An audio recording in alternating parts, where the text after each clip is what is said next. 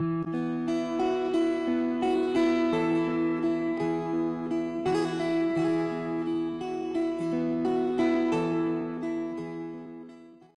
him home!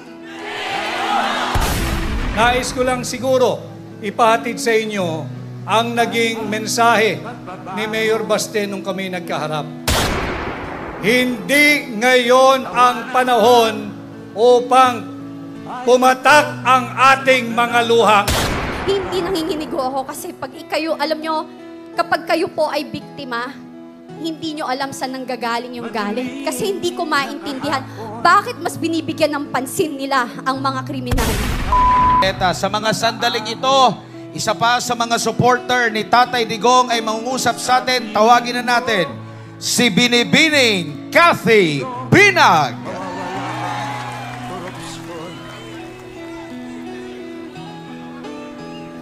Magandang gabi!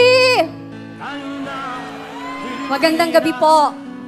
Maraming salamat po sa pagpunta nyo dito bilang suporta sa ating mahal na President Rodrigo Roa Duterte. Dalawa lang po ang gusto kong sabihin. Kasi ako po ay biktima also ng addict.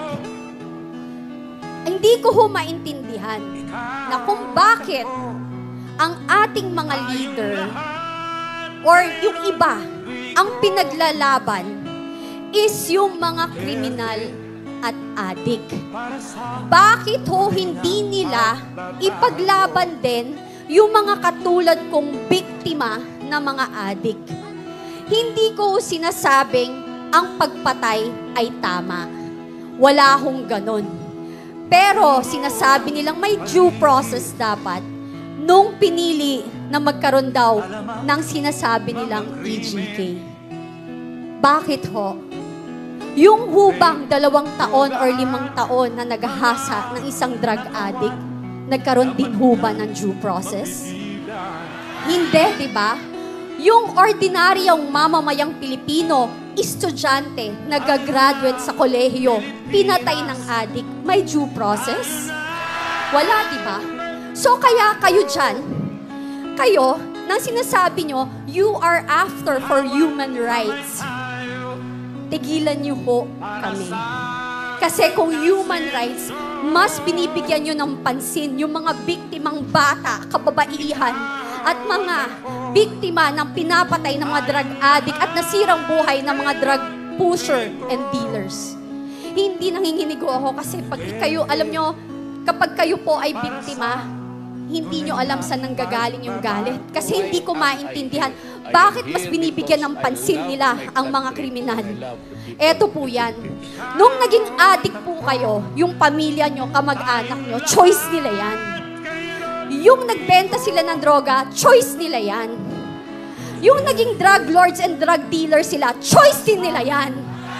Pero yung mga naging biktima ng mga yan, ng drug dealers, ng drug addicts, saka drug pushers, hindi ho nila choice na maging biktima. So please, tigilan nyo kami. If you want, pag-usapan natin ng human rights, mas ipaglaban nyo ang 2 taong ginahasa, 5 taong ginahasa, lolang ginahasa, ang pinatay na mawalang kamalay-malay. Yun ang ipaglaban nyo. Yun ang masakit. Kasi pinaglalaban nyo kriminal. Pinaglalaban yung mga walang kwenta. I'm sorry, hindi ako sorry, not sorry. Kasi napaka-peke. This is not about human rights. This is a political assassination. Kasi kung kampante kayo at talagang confident kayo na ang liderato nyo ay nasa tama at okay, hindi kayo manggigipit ng tao. Alam nyo, ang naaayon na mabuting leader ay hindi magkukos ng gulo. Ang leader na talagang ang malasakit sa mamamayang Pilipino ay hindi magbibigay ng pasakit. Yun lang po. Maraming salamat. Maraming salamat. Gabi ho sa ating lahat. Naway maging isang makabuluhang gabi ang ating ginagawang pagtitipon ngayon. Alam kong mabigat ang kalooban nating lahat. These past few days, talagang mahirap. Emotionally, physically, mentally, and intellectually draining ang pinagdadaanan nating lahat. Subalit, napakinggan natin ang mensahe ni Pangulong Duterte through our Vice President, Inday Sara Duterte. Nakausap ko ng personal si Mayor Baste Duterte nung nakaraang Thursday at nakitaan ko sila ng katatagan. Nais ko lang siguro ipahatid sa inyo ang naging mensahe ni Mayor Baste nung kami nagkaharap. Hindi ngayon ang panahon upang pumatak ang ating mga luha. Ngayon ay panahon upang tayo ay magsama-sama at higit maging matatag. Ngayon ay panahon upang tayo ay magsama-sama at huwag magpapasindak. Alam ko ang nasa kalooban at isipan ninyo. Mahirap talaga maunawaan bakit isinuko o inihandog ng sarili niyang gobyerno sa naglalaway na banyaga ang dati niyang Pangulo.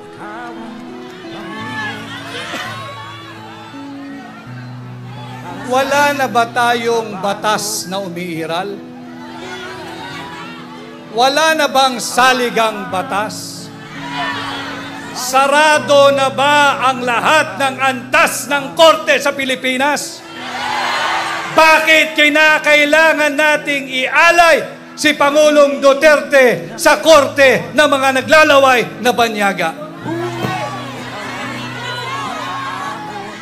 And just like all of you here today and in any other many parts of the Philippines, nakasama natin, binanggit kanina ni Pastor yung Proverbs 29 verse 2. Tama po yun. Kung matiwasay ang namumuno at pamunuan, ang kanyang pinamumunuan ay nagdiriwang. Subalit, bakit tayo naririto ngayong gabi? Sapagkat nasusulat din yan, pagbaluktot ang namumuno, nagluluksa ang kanyang sinasakupan.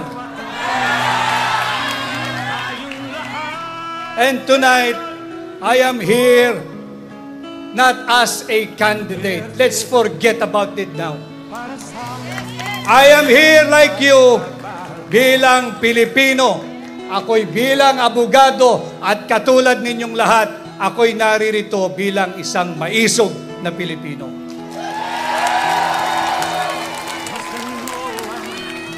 I stand with you, with President Duterte.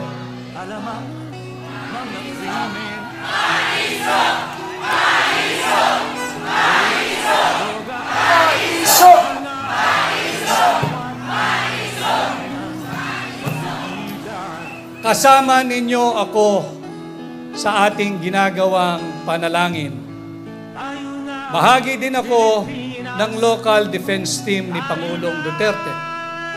Subalit, I think it is more and beyond legal now.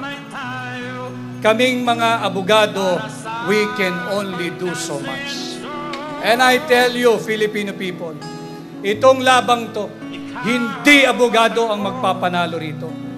Taong bayan kayo ang magpapanalo rito!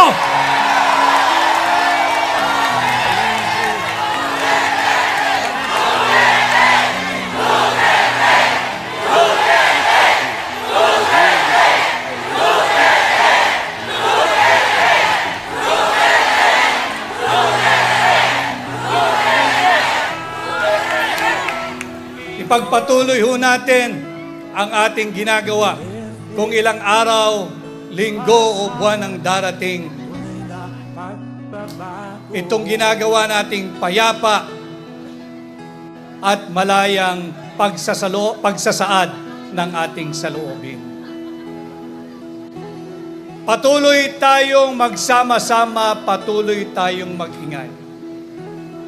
At sama-sama natin ipakilala sa buong mundo na sa bahaging ito ng mundo, merong isang Pilipino na kailanman hindi isusuko ang kanyang soberanya, kasarinlan, kalayaan, at kahit nag-iisang Pilipino ay pakilala natin siya sa buong mundo at ang kanyang pangalan ay Rodrigo Roa Duterte!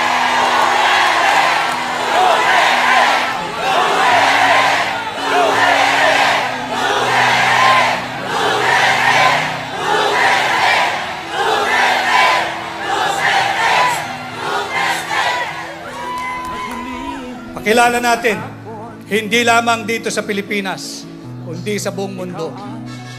Sa kabila ng kanyang edad, sa kabila ng kanyang kalusugan, buong sigasig niyang tinanggap.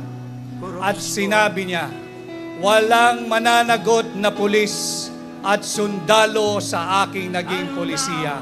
Akin ito. Yan ang malinaw na sinabi ni Pangulong Duterte. At muli, ako ay naririto kaisa ninyo sa pag-aalay ng panalangin.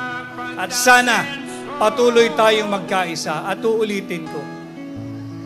Patuloy nating ipakilala sa buong mundo, hindi lamang sa ICC, na dito sa bahaging ito ng mundo, merong isang Pilipino, ang ngalan ay Rodrigo, na hindi isusuko ang kapwa niya Pilipino sa mga naglalaway na banyaga, sa naglalaway na korte. Ang tawag ay ICC.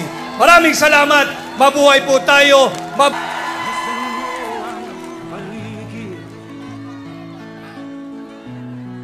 Magandang gabi sa ating lahat. Sa totoo lang, ako'y nahihiyang magsabi sa inyo o iinganyuhin kayo na magsabi na bring him home. Dahil in the first place, hindi natin siya napigilan na dalhin doon sa ICC. Ako talaga ay masama ang loob ko. Mahiya ako sabihan kayo na bring him home. Na in the first place, hindi ko naman talaga siya napigilan na ibiyahe doon sa ICC. Kaya napakasama ang loob ko po. Nung nangyari yon, hindi ko alam kung anong naramdaman ko. Para bang ganito na tayo ngayon, ka-helpless. Sarili nating pulis ang magdadala ng ating dating presidente, piliting isakay sa eroplano para ibiyahe doon sa The Hague, Netherlands. On what basis? On what basis? Palaging sinasabi ni President Marcos, hindi namin nire-recognize ang ICC. Kasi hindi natin membro. Hindi kami nagko-cooperate sa ICC. Anong ginawang rason ni Pangulong Bongbong Marcos? Interpol! Bullshit! Interpol! Ako! Naging chief PNP ako! Alam ko ano ang papel ng Interpol sa mundo! Huwag niyo akong lukuhin! Commitment sa Interpol! Bullshit! Interpol! Presidente ka! Presidente ka ng Pilipinas!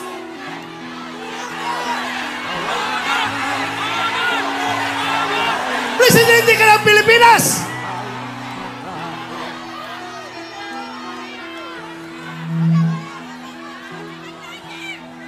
Presidente ka ng Pilipinas!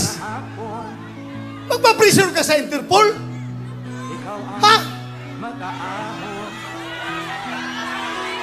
Pero lumalabas, mas gigil na gigil, mas atat na atat sila kaysa Interpol, kaysa ICC, Atat na atat sila na ibiyahe si Pangulong Duterte.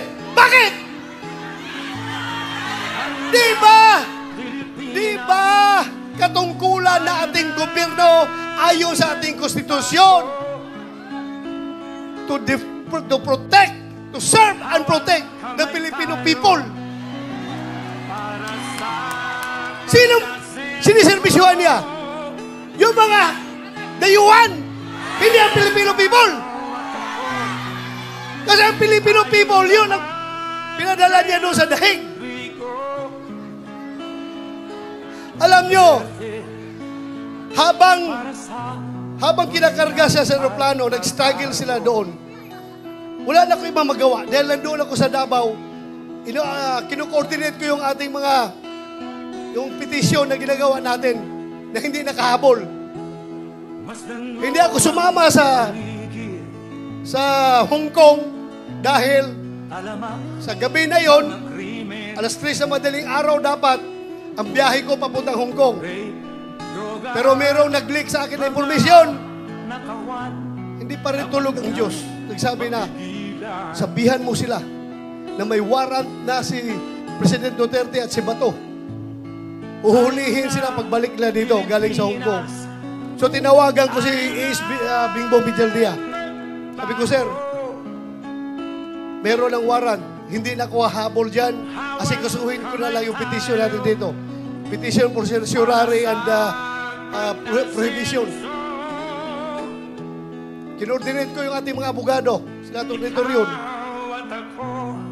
Pero nung kinarga na siya, wala na, ano bang gagawin ko? Alam mo yung nagawa ko? Naghanap ako ng tao na kakilala yung piloto ng eroplano. Pinasabihan ko yung piloto, sabihan mo! Sabihan mo, pag gawin niya yan, ibiyahe na si Pangulong Duterte. He will go down in history as the pilot na naghatid sa pinakamabait, pinakamahal na Pangulo doon sa dahig. Sabi ko, merong nagkukommunicate sa amin dalawa. Sabihan mo, pagdalahin niya si Pangulong Duterte doon, mananagot siya sa taong bayan. Mananagot siya.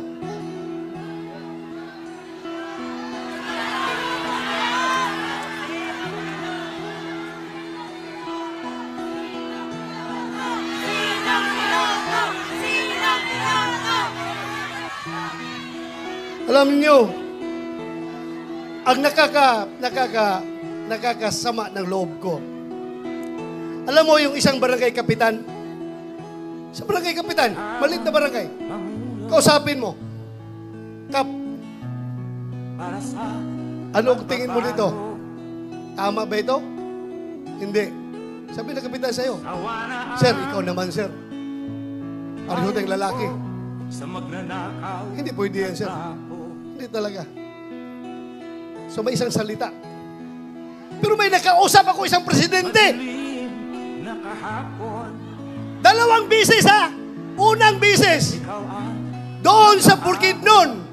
Kasi nung 2022 election, kung hindi si Inday Sara makasama sa kanilang rally, kasi mayroong ibang commitment, ako ang nagpo-proxy kay Inday Sara.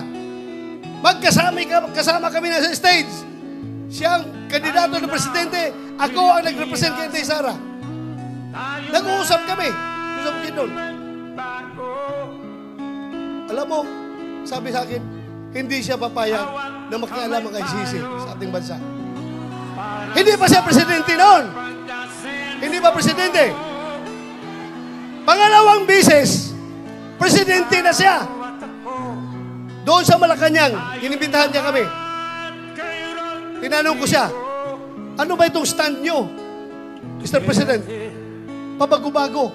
Iba yung sinasabi mo, tapos yung mga tao mo, iba ang sinasabi. Ano ba talaga? Mabuti yung lalaki sa lalaki, sir. Sabi ko, lalaki sa lalaki, sir. Prangkahin mo ako. Para I know what to do. Please, prangkahin mo ako. Sabi niya sa akin, alam mo ba to? Kahit gabuhok mo, kahit wala akong buhok ha, kahit gabuhok mo or buhok ni President Duterte, hindi mahahawakan ng ICC. Hindi ako mapayag na papasok ang ICC dito. Alam mo, dagdag niya. Kasi, kung papayagan ko yan, alam nyo, kung papayagan ko yan, after ninyo, mga Duterte, ikaw, after sa investigasyon ninyo, baka kami na naman ang isusunod ng ICC. So, naniwala ako. Pero bakit ngayon, yung nagkahiwalay ang Uniteam, bakit biglang nagbago? Bakit biglang nagbago? Halata na itong lahat, ang ugat nitong lahat, ay kasakiman sa poder ng gobyerno. I am here because I love my country. Ayaw nila na I love the people. papalit si Vice President Inday Sara sa 2028 para maging presidente. Sinimulan nila yan sa People's Initiative. Doon nagsimula. Nagka-litsi-litsi ng Pilipinas. Ngayon, anong nangyari? Saan pupunta ang Pilipinas nito? Wala. We are very much divided. Mabuti sana kung ang division ay 50-50. Hindi ako statistician, pero alam ko, ang division ay nasa 80-20. 80 tayo, 20 lang sila. Pero, yung 20 na yan, sila may hawak ng poder ng gobyerno, kaya tayong 80, kaya tayo ang majority, tahimik lang ang mga tao dahil nagtitimpi lang ang mga tao. Nagtitimpi lang ang mga tao. Anywhere I go, Luzon, Visayas, Mindanao, magsabi lang tao sa akin, Sir, sabihan mo yung kasama mo sa Team Suka. Sige lang, sir. Tiis lang kayo. Basta kami, sir, alam namin what to do. Alam namin, sir. Basta kami, makita na lang natin sa balota kapag kami bumoto. Magugulat na lang kayo kung anong magiging resulta. Ako naman naniniwala. Dahil hindi man ako nakiusap sa kanila. Hindi ako nakiusap sa kanila. Sila kusang loob na lumapit sa akin.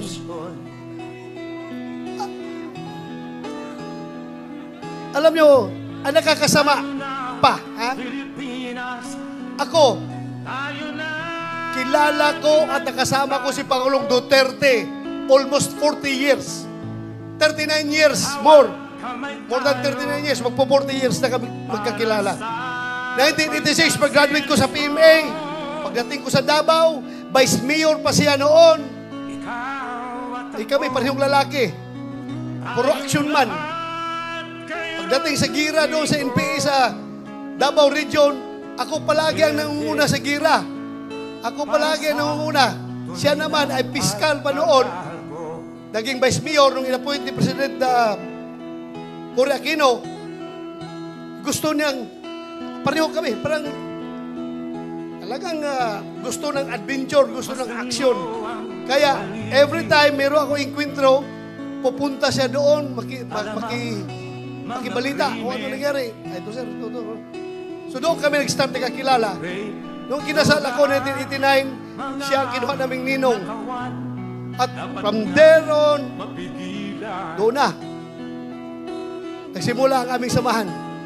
Pero ako, ipagmayabang ko talaga sa inyo. Yung tao na yan. For 40 years, nakilala ko siya at nagkakasama kami. Ako bilang pulis at siya bilang mayor ng Davao City. Kahit isang utos na para sa pansarili, pang-personal at pang-politikal na utos, walang binigay sa akin yan si Pangulong Duterte. Ganon po siya, katino na tao.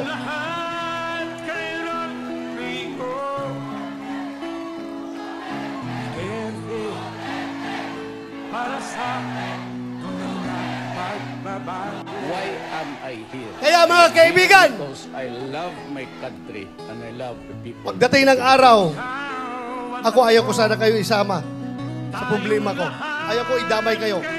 Pero pagdating ng araw, nalalabas yung warrant of arrest ko, uhulihin ako ng PNP. Ito lang masasabi ko sa inyo. Ito lang masasabi ko sa inyo. Lahat ng ginagawa nila ay illegal. Kasi yung warrant of arrest na kanilang siniserve sa atin, hindi yan nanggagaling sa competent authority. Hindi yan nanggagaling sa local natin. Hindi yan ni-recognize natin dahil hindi tayo under sa kanila. Kaya dapat magkakaisa tayo. Hindi ko kayo dinadamay ha, pero pinapaalam ko lang sa inyo. Any time of the day, baka ngayon, pagbaba ko sa entablado, nandyan na, nakaabang na sila, arestuhin na ako. Bahala kayo, sige.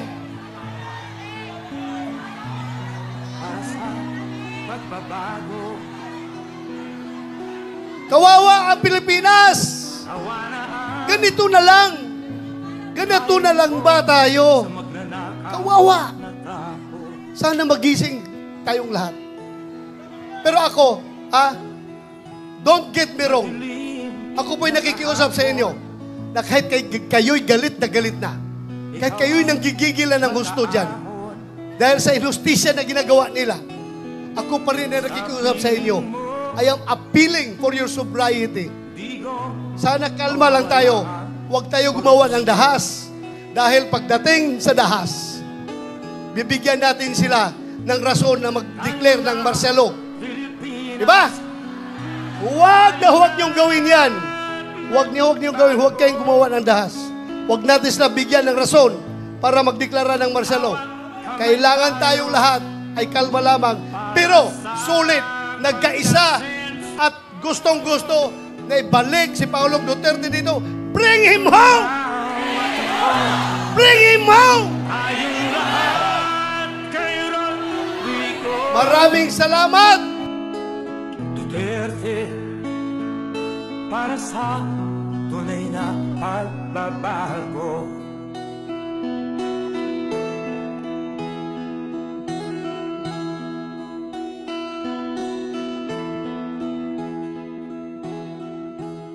Masdan mo ang paligid.